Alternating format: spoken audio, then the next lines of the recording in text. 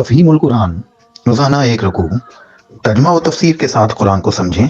Subscribe کریں اور جڑے رہیں۔ وقال نسوة في المدينة امرأة العزيز تراود فتاها عن نفسه قد شغفها حبا إنا لنراها في ضلال مبين۔ شہر کی عورتیں آپس میں چرچا کرنے لگیں کہ عزیز کی بیوی اپنے نوجوان غلام کے پیچھے پڑی ہوئی ہے، محبت نے اس کو بے قابو کر رکھا ہے، ہمارے نزدیک تو وہ صریح غلطی کر رہی ہے۔ فلما سمعت بمكرهن أرسلت إليهن وأعتدت لهن متكئا وآتت كل واحدة منهن سكينا وقالت اخرج عليهن فلما رأينه أكبرنه وقطعن أيديهن وقلن حاش لله ما هذا بشرا إن هذا إلا ملك کریم۔ اس نے جو ان کی یہ مکارانہ باتیں سنی تو ان کو بلاوا بھیج دیا اور ان کے لیے تکیہ دار مجلس آراستہ کی اور ضیافت میں ہر ایک کے آگے ایک ایک چھری رکھ دی۔ پھر عین اس وقت جب کہ وہ پھل کاٹ کاٹ کر کھا رہی تھی، اس نے یوسف کو اشارہ کیا کہ ان کے سامنے نکل آ۔ جب ان عورتوں کی نگاہ اس پر پڑی تو وہ دنگ رہ گئیں اور اپنے ہاتھ کاٹ بیٹھیں اور بے ساختہ پکار اٹھیں، حاشا للہ، یہ شخص انسان نہیں ہے، یہ تو کوئی بزرگ فرشتہ ہے۔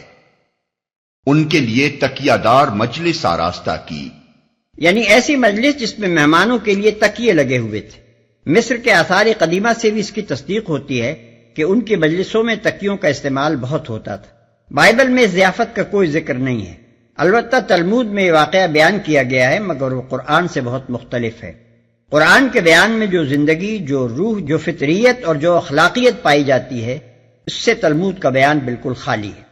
قالت فذلكن الذي لمتنني فيه ولقد راودته عن نفسه فاستعصم وَلَئِن لَّمْ يَفْعَلْ مَا آمُرُهُ لَيُسْجَنَنَّ وَلَيَكُونًا مِّنَ الصَّاغِرِينَ۔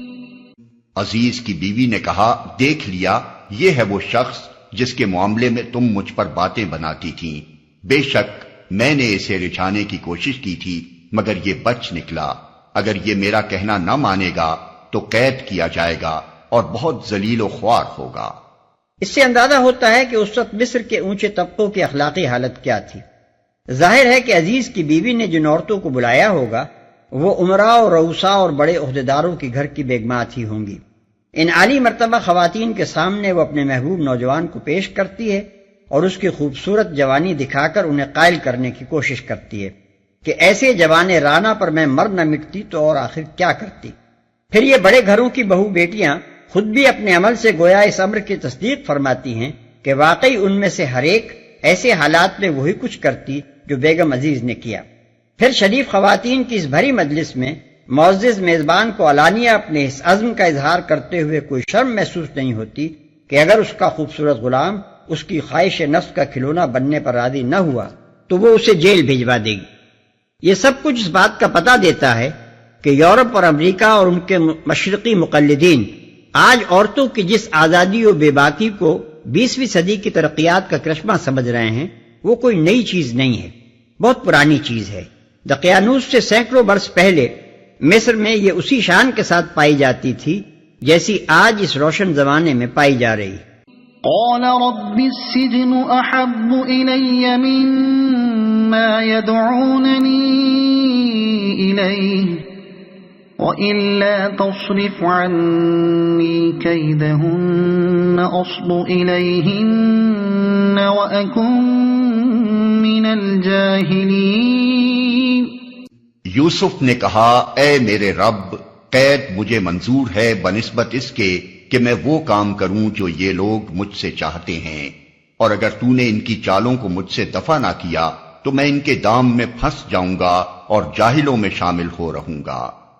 یہ آیات ہمارے سامنے ان حالات کا ایک عجیب نقشہ پیش کرتی ہیں جن میں اس وقت حضرت یوسف علیہ السلام مبتلا تھے۔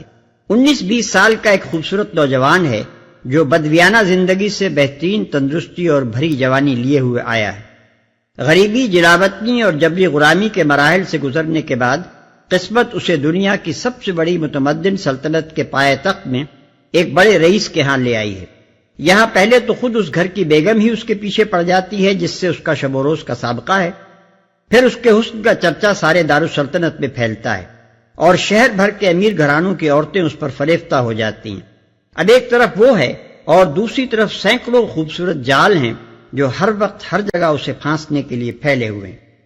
ہر طرح کی تدبیریں اس کے جذبات کو بھڑکانے اور اس کے زہد کو توڑنے کے لیے کی جا رہی ہیں۔ جدھر جاتا ہے یہی دیکھتا ہے کہ گناہ اپنی ساری خوشنمائیوں اور دل فریبیوں کے ساتھ دروازہ کھولے اس کا منتظر کھڑا ہے۔ کوئی تو فجور کے مواقع خود ڈھونڈتا ہے، مگر یہاں خود مواقع اس کو ڈھونڈ رہے ہیں اور اس طاق میں لگے ہوئے ہیں کہ جس وقت بھی اس کے دل میں برائی کی طرف ادنا میلان پیدا ہو وہ فوراً اپنے آپ کو اس کے سامنے پیش کر دیں۔ رات دن کے 24 گھنٹے وہ اس خطرے میں بسر کر رہا ہے کہ کبھی ایک لمحے کے لیے بھی اس کے ارادے کی بندش میں کچھ ڈھیل آ جائے تو وہ گناہ کے ان بے شمار دروازوں میں سے کسی میں داخل ہو سکتا ہے جو اس کے انتظار میں کھلے ہوئے ہیں۔ اس حالت میں یہ خدا پرست نوجوان جس کامیابی کے ساتھ ان شیطانی ترغیبات کا مقابلہ کرتا ہے وہ بجائے خود کچھ کم قابل تعریف نہیں ہے، مگر ضبط نفس کے اس حیرت انگیز کمال پر عرفان نفس اور طہارت فکر کا مزید کمال یہ ہے کہ اس پر بھی اس کے دل میں کبھی یہ متکبرانہ خیال نہیں آتا کہ واہرے میں کیسی مضبوط ہے میری سیرت کہ ایسی ایسی حسین اور جوان عورتیں میری گرویدہ ہیں اور پھر بھی میرے قدم نہیں پھسلتے۔ اس کے بجائے وہ اپنی بشری کمزوریوں کا خیال کر کے کانپ اٹھتا ہے اور نہایت عاجزی کے ساتھ خدا سے مدد کی التجا کرتا ہے کہ اے رب، میں کمزور انسان ہوں، میرا اتنا بلبوتا کہاں کہ ان بے پناہ ترغیبات کا مقابلہ کر سکوں، تو مجھے سہارا دے اور مجھے بچا، ڈرتا ہوں کہ کہیں میرے قدم پھسل نہ جائیں۔ در حقیقت یہ حضرت یوسف علیہ السلام کی اخلاقی تربیت کا اہم ترین اور نازک ترین مرحلہ تھا۔ دیانت، امانت، عفت، حق شناسی، راست روی، انضباط اور توازن ذہنی کی غیر معمولی صفات جو اب تک ان کے اندر چھپی ہوئی تھیں اور جن سے وہ خود بھی بے خبر تھے، وہ سب کی سب اس شدید آزمائش کے دور میں ابھر آئیں، پورے زور کے ساتھ کام کرنے لگیں اور انہیں خود بھی معلوم ہو گیا کہ ان کے اندر کون کون سی قوتیں موجود ہیں اور وہ ان سے کیا کام لے سکتے ہیں۔ فاستجاب له ربه فصرف عنه كيدهن إنه هو السميع العليم۔ اس کے رب نے اس کی دعا قبول کی اور ان عورتوں کی چالیں اس سے دفع کر دیں، بے شک وہی ہے جو سب کی سنتا اور سب کچھ جانتا ہے۔ اور ان عورتوں کی چالیں اس سے دفع کر دیں۔ دفع کرنا اس معنی میں ہے کہ یوسف علیہ السلام کی سیرت صالحہ کو ایسی مضبوطی بخش دی گئی جس کے مقابلے میں ان عورتوں کی ساری تدبیریں ناکام ہو کر رہ گئیں۔ نیز اس معنی میں بھی ہے کہ مشیت الہی نے جیل کا دروازہ ان کے لیے کھلوا دی۔ ثم بدا لهم من بعد ما رأوا الآيات ليسجننه حتى حين۔ پھر ان لوگوں کو یہ سوچی کہ ایک مدت کے لیے اسے قید کر دیں، حالانکہ وہ اس کی پاک دامنی اور خود اپنی عورتوں کے برے اطوار کی صریح نشانیاں دیکھ چکے تھے۔ اس طرح حضرت یوسف علیہ السلام کا قید میں ڈالا جانا در حقیقت ان کی اخلاقی فتح اور مصر کے پورے طبقہ عمراء و حکام کی اخلاقی شکست کا اتمام و اعلان تھا۔ اب حضرت یوسف علیہ السلام کوئی غیر معروف اور گمنام آدمی نہ رہے تھے، سارے ملک میں اور کم از کم دارالسلطنت میں تو عام و خاص سب ان سے واقف ہو چکے تھے۔ جس شخص کی دلفریب شخصیت پر ایک دو نہیں، اکثر و بیشتر بڑے گھرانوں کی خواتین فریفتہ ہوں اور جس کے فتنہ روزگار حسن سے اپنے گھر بگڑتے دیکھ کر مصر کے حکام نے اپنی خیریت اسی میں دیکھی ہو کہ اسے قید کر دیں، ظاہر ہے کہ ایسا شخص چھپا نہیں رہ سکتا تھا۔ یقیناً گھر گھر اس کا چرچا پھیل گیا ہوگا۔ عام طور پر لوگ اس بات سے بھی واقف ہو گئے ہوں گے کہ یہ شخص کیسے بلند اور مضبوط اور پاکیزہ اخلاق کا انسان ہے، اور یہ بھی جان گئے ہوں گے کہ اس شخص کو جیل اپنے کسی جرم پر نہیں بھیجا گیا ہے، بلکہ اس لیے بھیجا گیا ہے کہ مصر کے امراء اپنی عورتوں کو قابو میں رکھنے کے بجائے اس بے گناہ کو جیل بھیج دینا زیادہ آسان پاتے تھے۔ اس سے یہ بھی معلوم ہوا کہ کسی شخص کو شرائط انصاف کے مطابق عدالت میں مجرم ثابت کیے بغیر بس یوں ہی پکڑ کر جیل بھیج دینا بے ایمان حکمرانوں کی پرانی سنت ہے۔ اس معاملے میں بھی آج کے شیاطین 4000 برس پہلے کے اشرار سے کچھ بہت زیادہ مختلف نہیں ہیں۔ فرق اگر ہے تو بس یہ کہ وہ جمہوریت کا نام نہیں لیتے تھے، اور یہ اپنے ان کرتوتوں کے ساتھ یہ نام بھی لیتے ہیں۔ وہ قانون کے بغیر اپنی غیر قانونی حرکتیں کیا کرتے تھے، اور یہ ہر ناروا زیادتی کے لیے پہلے قانون بنا لیتے ہیں۔ وہ صاف صاف اپنی اغراض کے لیے لوگوں پر دسترازی کرتے تھے، اور یہ جس پر ہاتھ ڈالتے ہیں اس کے متعلق دنیا کو یقین دلانے کی کوشش کرتے ہیں کہ اس سے ان کو نہیں بلکہ ملک اور قوم کو خطرہ تھا۔ غرض وہ صرف ظالم تھے، یہ اس کے ساتھ جھوٹے اور بے حیا بھی ہیں۔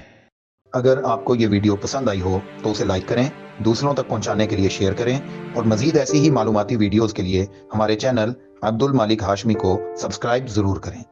نئی اپڈیٹس کے لیے بیل آئیکن دبائیں تاکہ آپ کو ہماری ہر نئی ویڈیو بر وقت مل سکے۔ آپ کی حوصلہ افزائی ہمیں مزید بہترین مواد بنانے میں مدد دے گی۔ شکریہ۔